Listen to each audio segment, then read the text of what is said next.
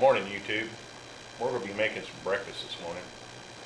It's a rainy, nasty, kind of wet morning outside, and I'm hungry. So I decided to make breakfast for the family. I'm going to do hash browns, and then we're going to do omelets. I like making omelets. So, first thing is I went and washed a few veggies. Got some mushrooms, got a little green onion here, and we just lost power. And we just got power back. See, I told you it was raining outside. We are so far out in the country, this happens all the time.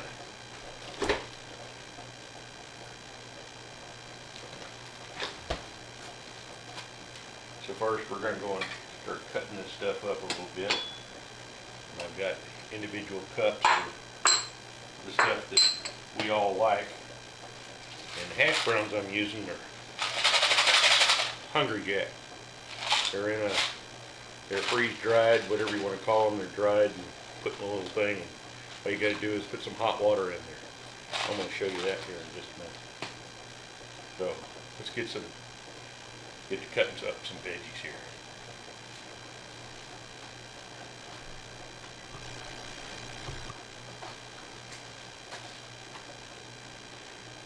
Everybody in my household likes green onions. So I'll cut up a few of these, or just one. Dice it up into little pieces.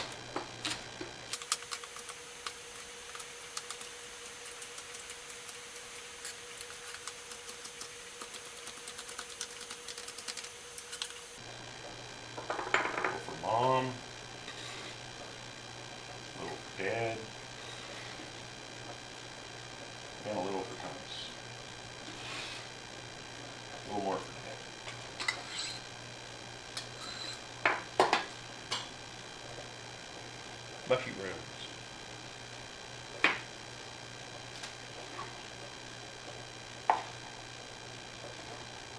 I like doing these in thin slices.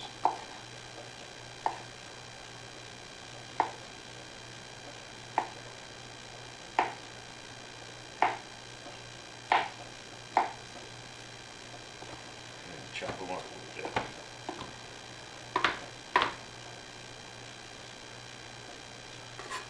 For omelets, I don't like to have too big of chunky pieces. It's better if they're kind of diced up a little bit.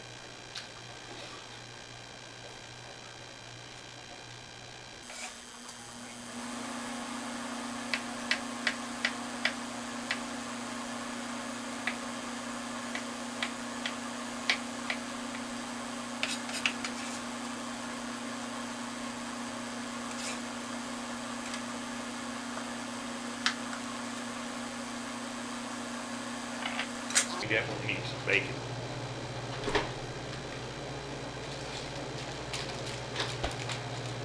This is bacon from the other day. Don't need much, just a couple of pieces.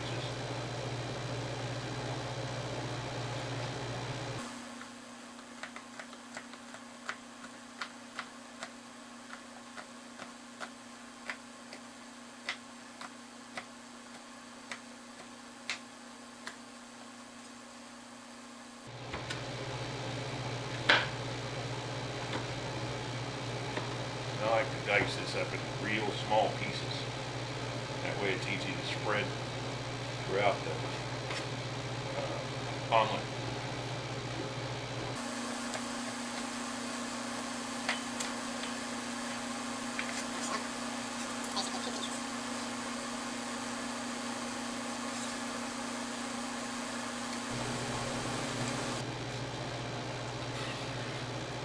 A little bit of bacon for Mom.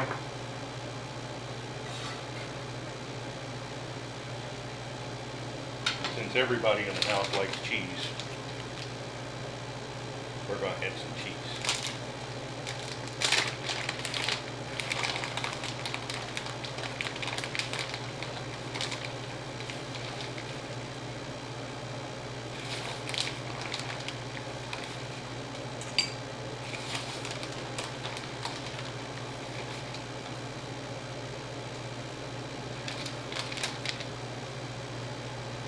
Yeah, we've got all these set up. There's Mom's, Dad's, and there's Thomas's. Now we got to go and do the hash browns. Now for the hash browns, I'm going to take some reduced sodium chicken bouillon. Put it in the bottom of a 2-cup measure. I like to put somewhere between a teaspoon and a tablespoon in here, like a chicken broth. And then some smoked kosher salt. I smoke my own salt or smoke with pecan oil. Now time to go get some boiling water out of the Keurig.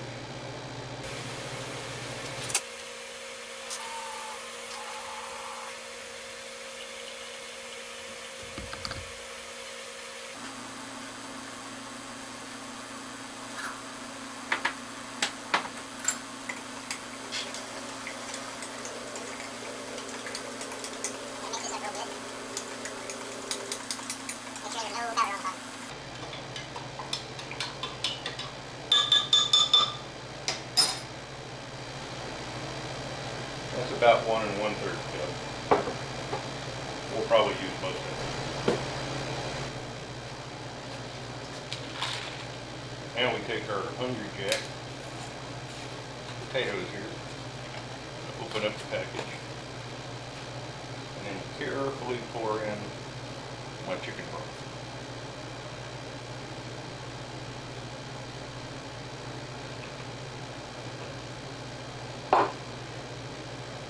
Looks like we need just a little bit more.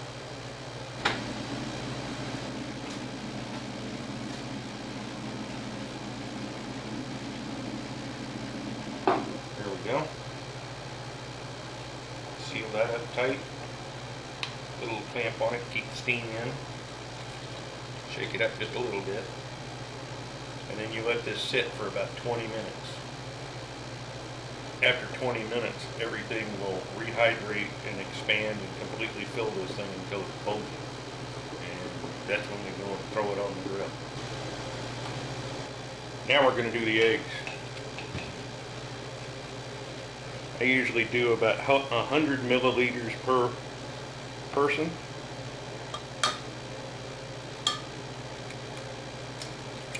I don't know why I've settled on milliliters for that, but it seems easy. Works out to about 1.5 per person.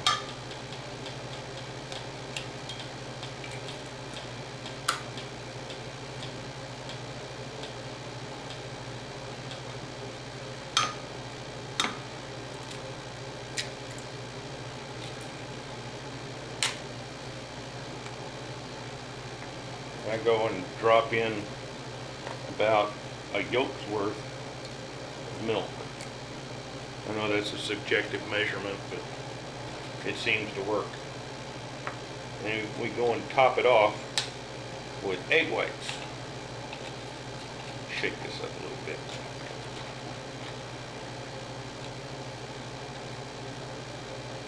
And we'll bring that up to about 300 milliliters. Again, 100 milliliters per omelet.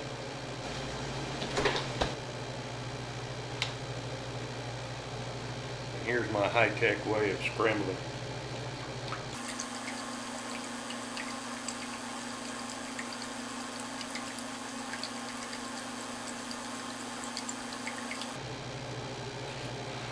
Let that sit for a second.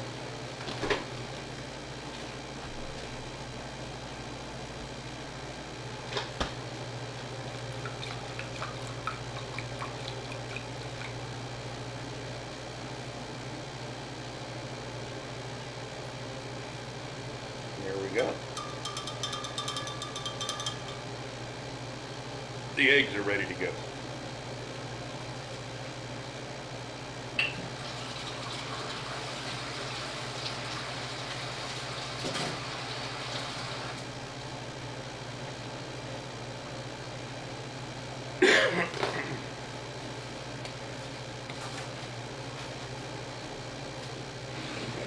we got the eggs, all of our ingredients ready to go,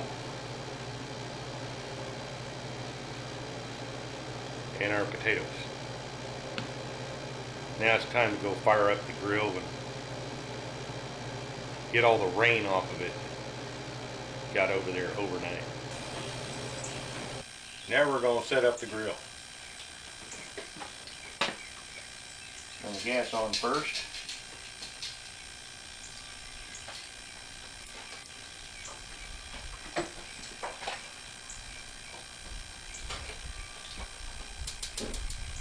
First one lit. Second one lit. You always got to look underneath just to make sure that it did light.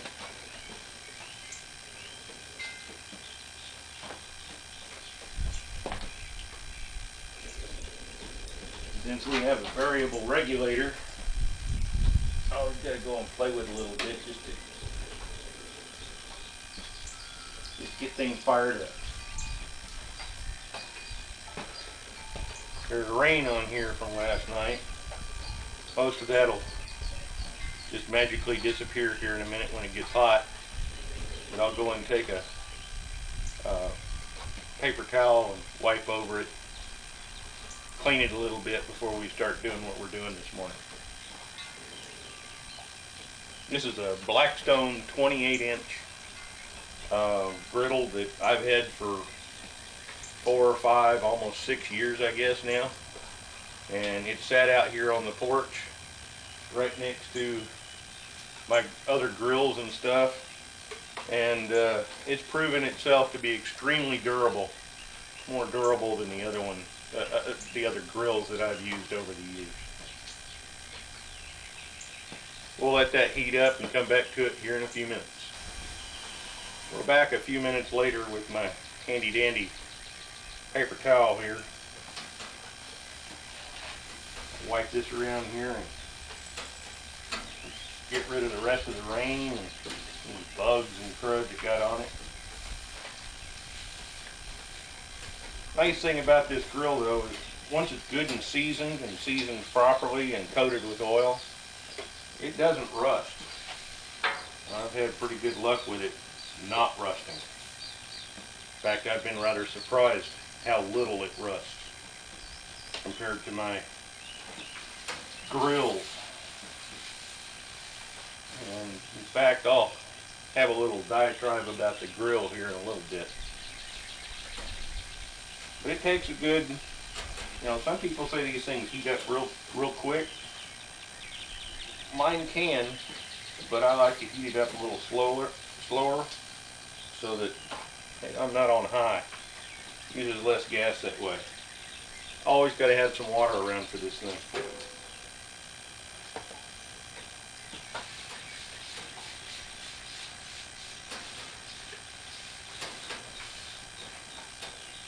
There we go. Now we got to sit and wait for it to heat up.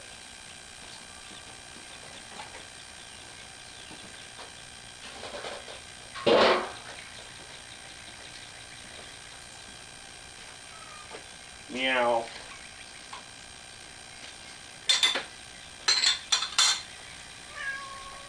Meow. Meow. Here, buddy. Here, Spike. This is my quality control inspector. He likes to make sure that I'm doing everything properly and correctly. And whenever I'm out here on the grill, he is always at my feet, letting me know if I'm doing things right or not. Poor guy's about 12, 13 years old, and he rules the roost around here. We call him the Emperor. Emperor. This is Spike. And if I'm not doing something right on the grill, he will let me know about it. He'll let me know all about it. And he also likes to partake and share in whatever it is that I put on the grill, even if it's stuff he's not supposed to have, like pork sausage. I'm making omelet, Spike. Yeah, it's hot.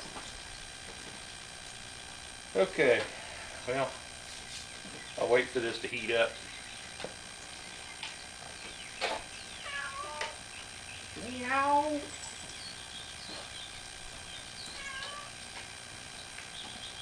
Now, one thing that I think is absolutely invaluable for using with this is this little Harbor Freight infrared thermometer.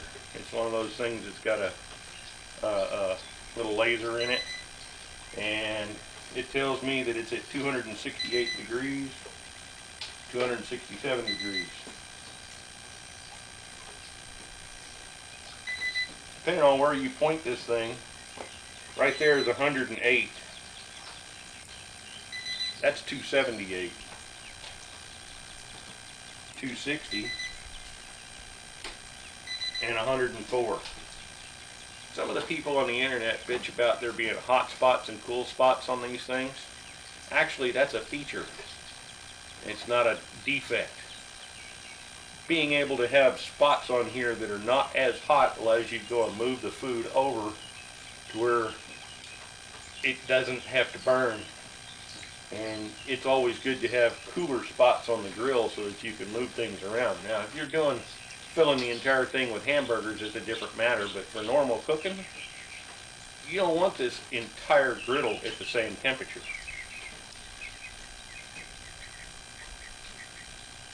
That's 214 in the middle. Many years ago, when I worked at Burger Joint, and we had one of these huge flat tops, and I was flipping burgers for a living during college, I got real familiar with it. And we would have one area that was set aside for stuff like eggs and buns, stuff that you didn't want to get incredibly hot, but it needed to be hot. And then you had other spots on the grill over on the right-hand side that were full tilt boogies. And when you had a bus load of students come in, you had to go and put a whole bunch of burgers down and get them out quick. And a lot of times that side of the grill would run in excess of 500 degrees so that you could get a burger onto the grill and off of the grill in under 3 minutes.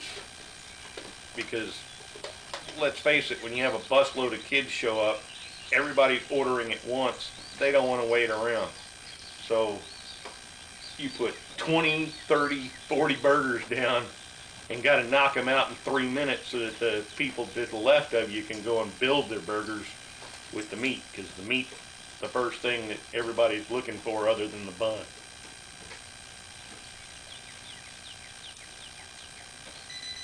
Yep, and we're still heating up. It'll be a few minutes. We'll be back. Okay, let's check the temperature and see where we're at. 319, 320. I'm going to bump it up just a little bit because I like to run this at about 350 to 375. 360 is a real happy medium for this. Yep, I'm going to let it heat up just a little bit more. But I'm going to do something that's going to screw this up. Stand back and watch.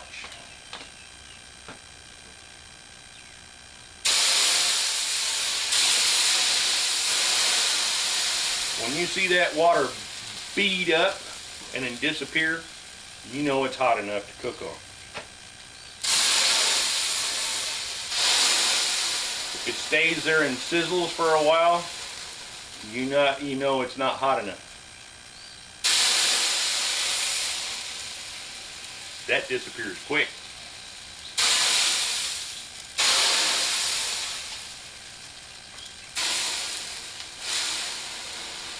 Now, one of the indicators to me about whether or not this is clean or not is when I go and do this,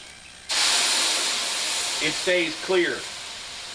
All those little droplets that are dancing around on the hot grill, if they turn brown, that tells me that there's crud still on the grill and you got to go after it with a few paper towels to wipe things down and get it clean again. And then let it heat and then do this all over again. This is how you clean one of these grills.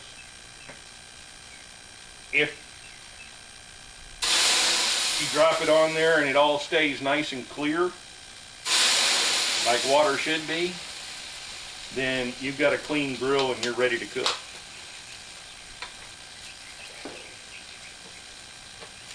Now I'll let that recover for a minute before I go and slap food on it. Okay, it looks like we're back up to temperature. I'm going to go and take a half a stick of butter and put it right smack dab in the middle of the grill where it's cool. Why do I put it on the cool side? Because if you let it sit over on the hot side, it'll burn. It'll burn really quick. Now we're going to take our Hungry Jack rehydrated potatoes, and we're going to open up this package.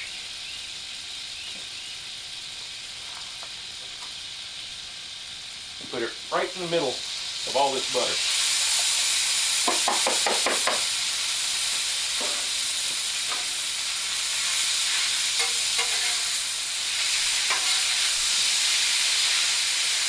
And we want that melted butter to get into the potatoes. We want those potatoes to soak that up a little bit so that they'll fry properly and they won't stick.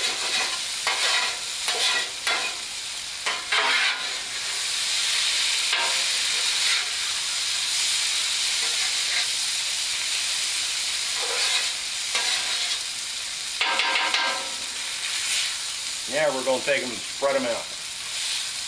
Scattered and crispy. Whenever I go to Denny's or someplace, I tell them scattered and crispy. Because we like our hash browns actually brown.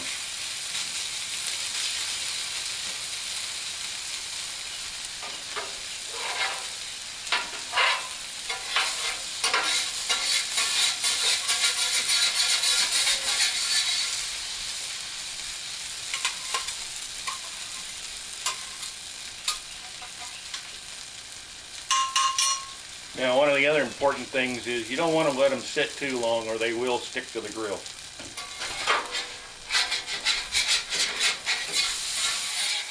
Use the edge of your spatula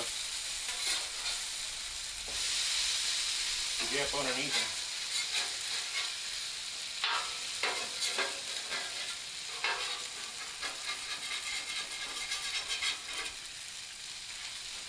Spread them out.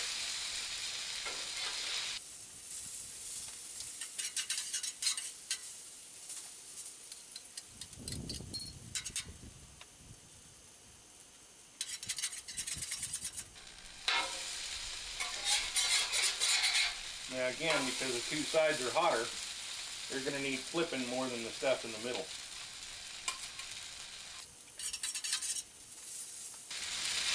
And once these get going and they start browning, they'll start browning quick. You've got to keep an eye on it.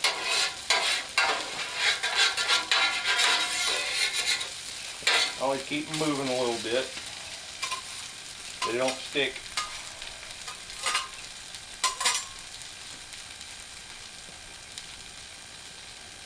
And you'll know by the sizzle. When it stops sizzling, it's time to flip them and move them around. And you'll literally hear that sizzle start to just slow down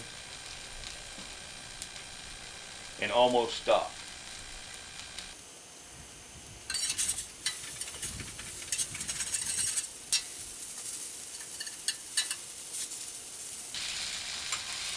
I don't like to cover hash browns with a lid or anything because you want all that moisture to come out of them with steam.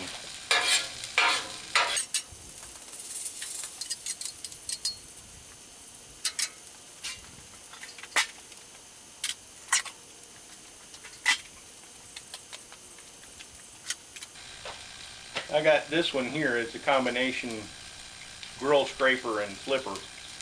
It's a lot thicker than the other ones, and it has a beveled edge. So when you need to scrape the grill, this does an excellent job. And you got to scrape it every once in a while, or it will try to stick on it.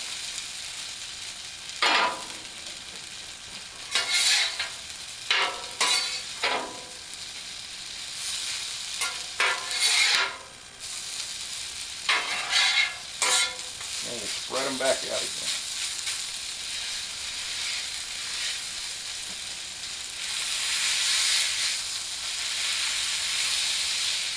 hear that sizzle, that's the grill talking to you.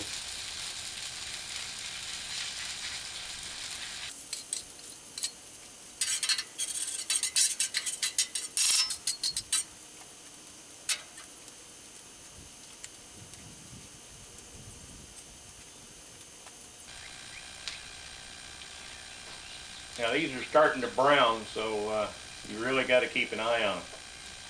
Because there's sometimes a very thin line between brown and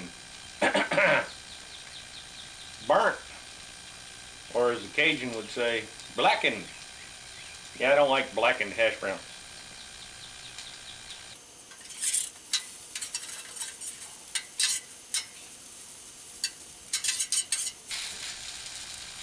The other thing I don't like is for hash browns to be a big mass. I like for them to be a little crumbly, a little crispy.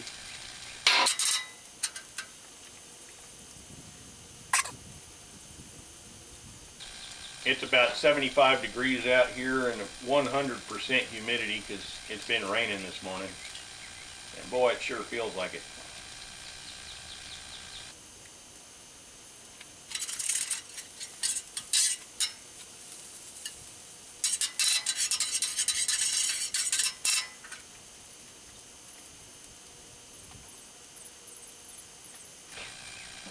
You notice all that steam coming off of here? When the steam slows down and almost stops and it's all brown, you're ready to go.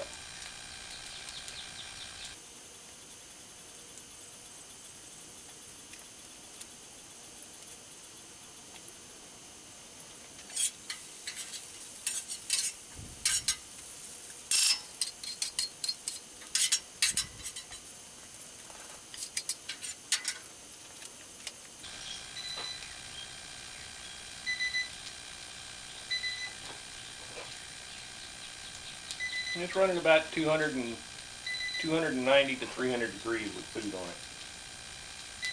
And the food itself is about 135 to 140 degrees, which is where you want it.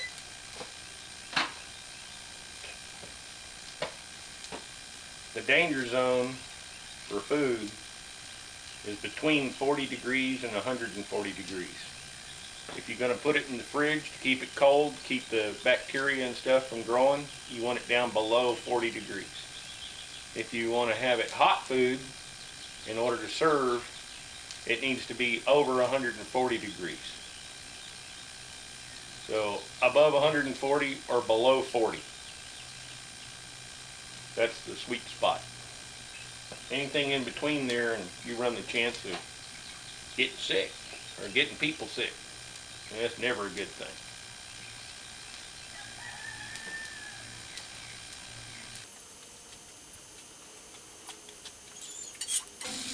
Yep, the moisture is coming out of these. They're browning up really quick now. And now is when you really got to pay attention.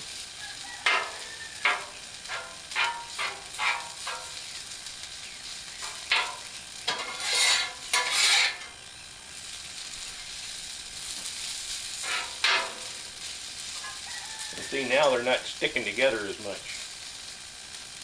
They're kind of crumbly, which is how I like my hash browns.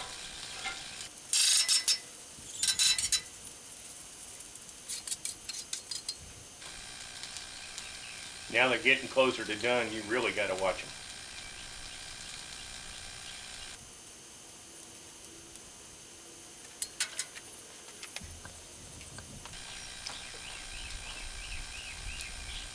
That's almost done. They're all brown, but I like them a little more brown and a little crispy.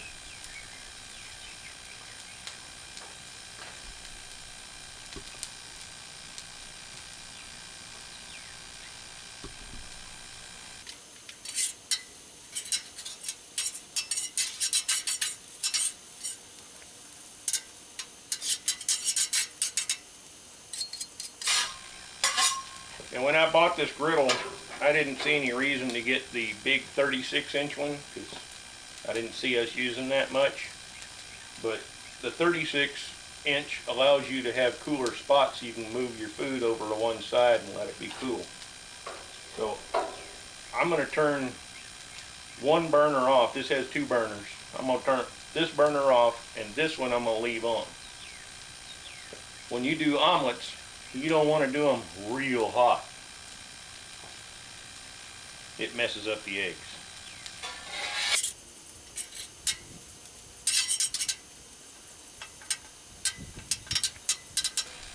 Notice how I'm chopping them up a little bit and spreading them out. That's scattered and crispy.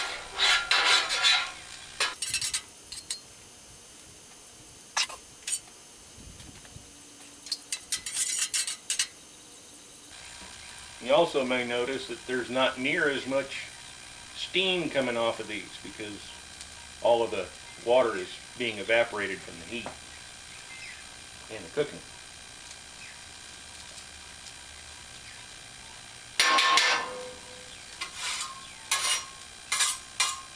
And for these, I always use butter because everything's better with butter. You can use vegetable oil if you want, but it just tastes better if you use butter. Problem with butter though is it has a pretty low smoke point and it burns pretty easy, so you can't run this thing real hot when you use butter.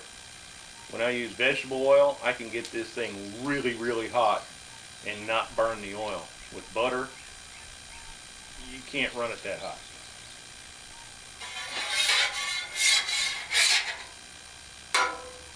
Yeah, that's getting nice and brown. Hash browns.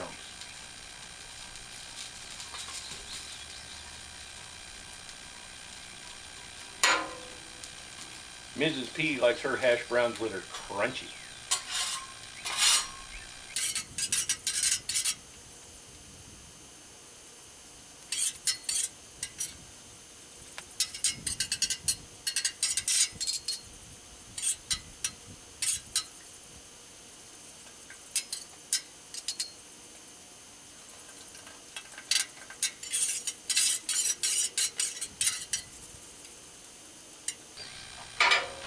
And again, this side's off, this side is still on.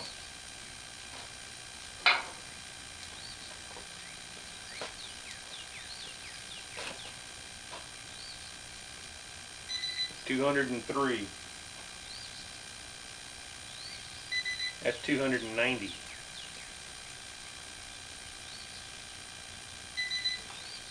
And the hash browns are $135.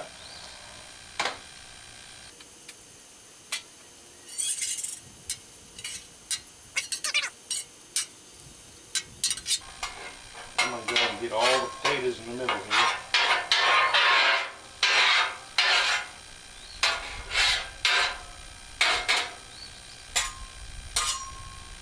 Notice that they're not sticking to the spatulas anymore.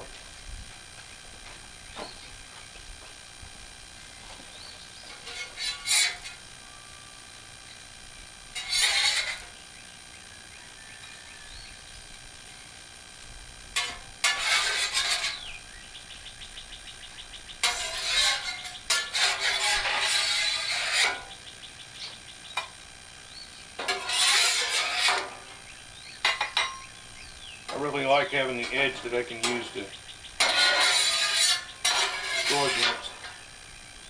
So I can get every bit of those potatoes off of the grill. Now that right there is some proper hash browns. They're scattered, they're crispy, and they're actually brown. I like brown hash browns.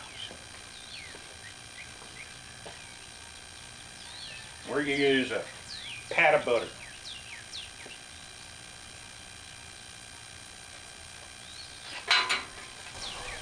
I just turn this burner back on to low, as low as I can get it. Now that the butter's out, actually crawling across the grill, we're going to use about 100 milliliters .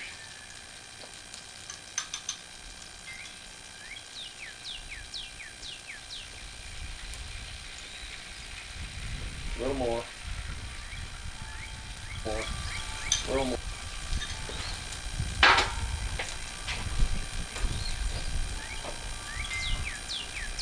You always want to cook eggs slow. You don't want to do them fast. I don't like brown omelets.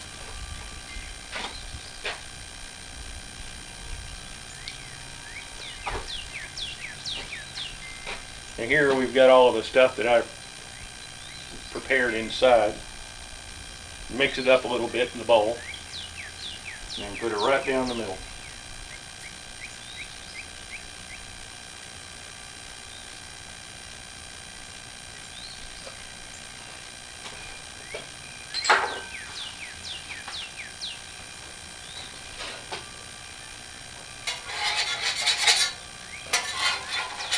You want to make sure this doesn't stick to the grill. Excuse me.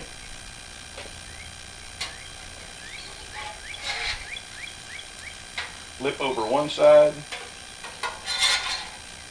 then flip over the other. Let it sit for a few seconds.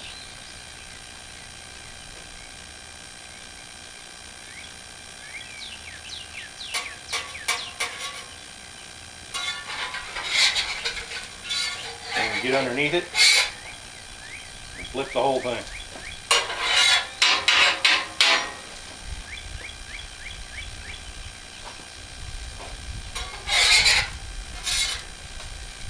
And again, like I said, I don't like them brown.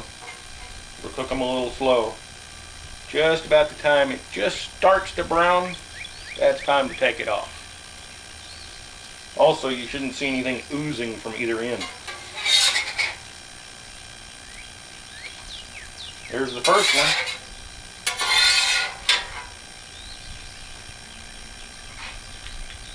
one. Plated up and ready to go.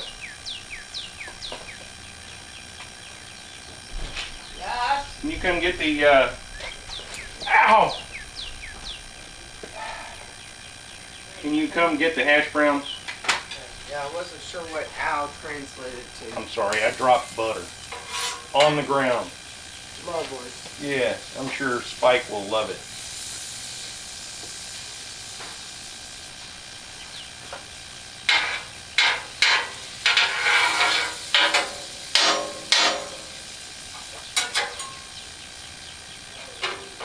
Okay, we're going to put 100 milliliters down.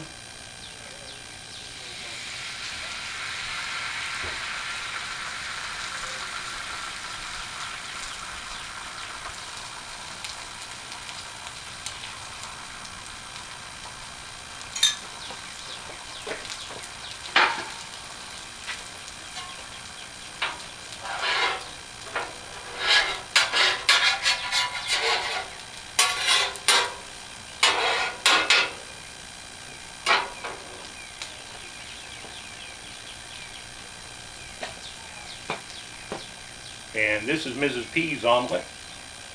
We're going to do cheese, bacon, and green onion for her.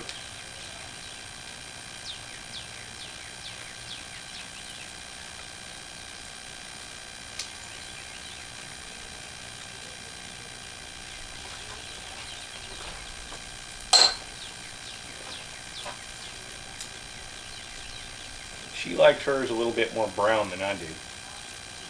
I'm going to let it go just a little bit longer. And about the time the top of it starts getting dry is about the time you want to go and make sure nothing's stuck. And fold it over.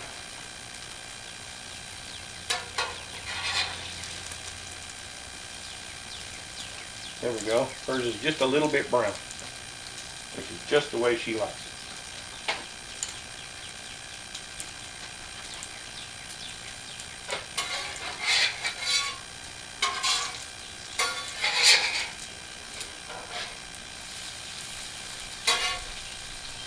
Flip the whole thing, but it's a little brown. She likes it a little brown. I don't. To me, that's like burnt eggs.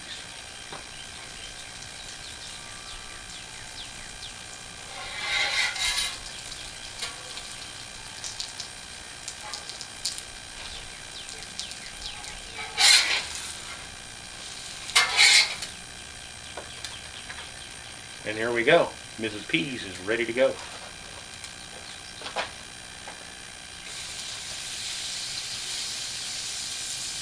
Another pat's worth of butter. Everything's better with butter.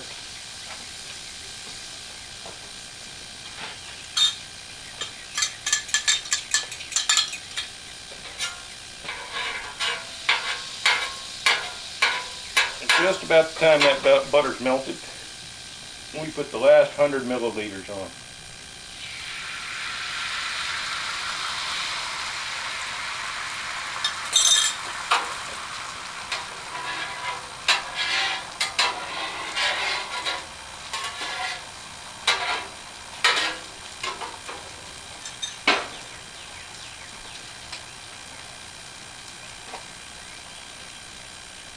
I've got cheese and bacon and mushrooms and green onions in mine.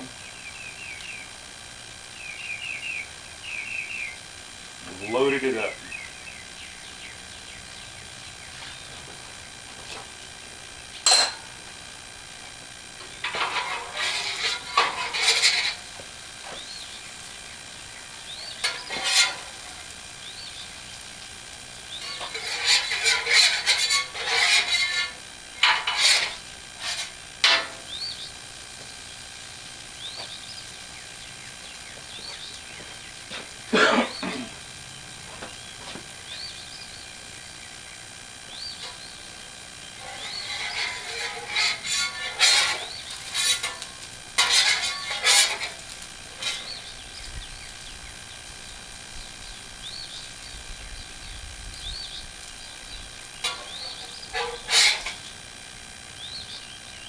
And here we go. Now we've got mine. It's not that brown. Well, thanks for coming and hanging out with me this morning and helping me make breakfast. Like, subscribe, and all that good stuff. And if you're thinking about buying a grill, seriously think about this Blackstone, the 28 inch or the 36 inch. It'll make a difference in how you cook. Have a good day and come on back and see us. Now that I've finished breakfast, time to clean the grill. Griddle. Doesn't take long.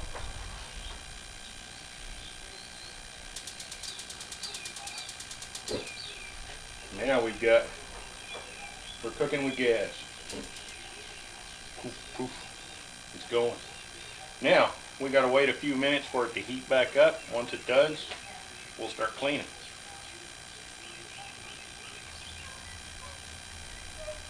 Now that we've got it up to about almost 300 degrees, 275, 280, close enough. I'm going to take my scraper, try to take much of the grease down here on the edge as possible. That's all the leftover butter and the little remnants of omelet. Now that I got that there, we'll take some paper towels, wad it up, take my handy dandy tongs here, and soak all that stuff up. The reason why I'm doing this is you don't necessarily want to put water where the grease is, because if you do, it will spatter all over the place. And since we're on concrete, I don't like that spatter getting on the concrete. I've seen where other people have had problems with spatter on their decks. And it's like, why in the world would you put this on top of a deck? Because that wood is just going to soak up all that grease and stain. Okay, now that I got all of the extra butter off of here and got all the remnants of the omelets off of here, now I'm ready to use some water.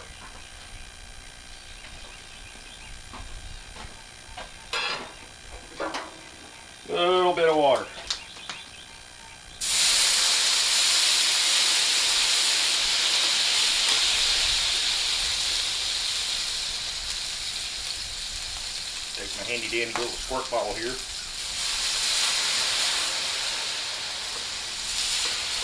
And if you remember what I was talking about earlier,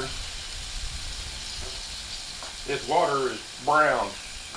That tells me that there's grease in the water, or butter. You want to go and take that and go over it a few times with a paper towel. And you want to keep doing that. See how it's a little brown? You need to keep doing that until it comes up pretty much close to white.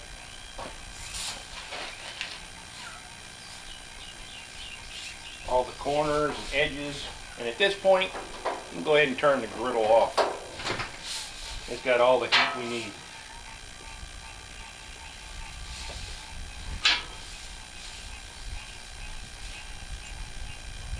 It's a little brown.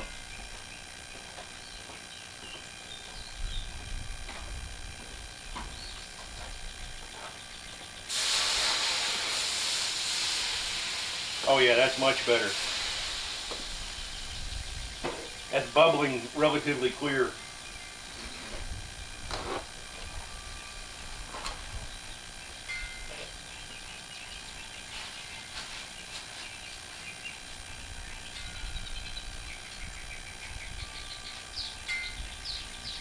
Yeah, that's a lot cleaner.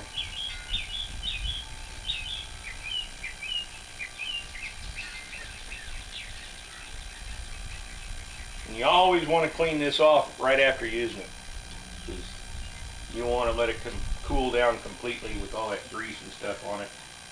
Because one of the things that I've discovered out here in Texas is we got bugs. Lots and lots of bugs.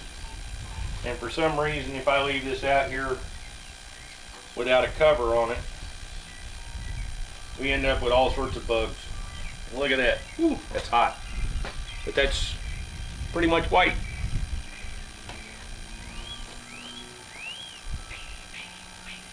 And what I really don't like about having bugs out here on my grill is when they die, they poop.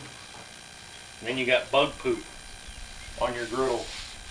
And to me, that's never a good thing. Now that's completely dried off. Basically, no grease left behind, no water left behind. It's dry and it's no longer wet. And if you can take a good look at that, if it'll focus on it, that's almost completely clean. It's about as clean as I'm going to worry about. Now, I'm going to go get some oil, and we're going to oil this thing before I walk away. Now for cooking, people will use avocado oil, olive oil, different kinds of oil. But, and you know, that's good for cooking, but for just keeping this thing from rusting and whatnot, I use plain Jane vegetable oil. Just plain old vegetable oil. And you only need about a tablespoon's worth, if even that much. And I'll put it right in the middle. And I'll go and take my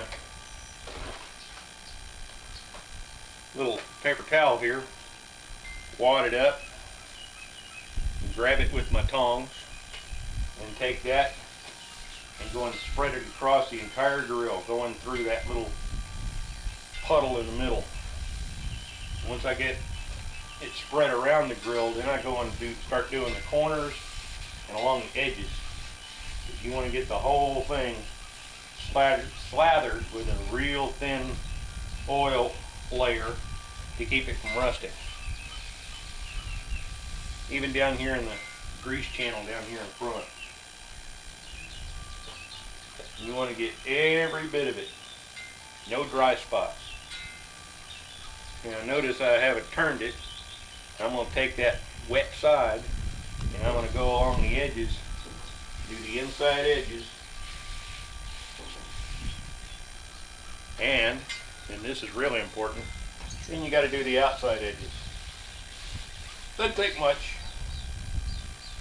Just a real light coating of oil. Make sure it's just a little wet. And as you can see from the outside, kind of grungy, but that's okay. That's where all the carbon and stuff comes up from underneath from the burners. So now it's clean, and I'm ready to walk away and go have a beverage and sit down in front of a fan and watch the news in the morning. Have a good day and come back and see us. We appreciate you watching and appreciate your comments. Come back and see us.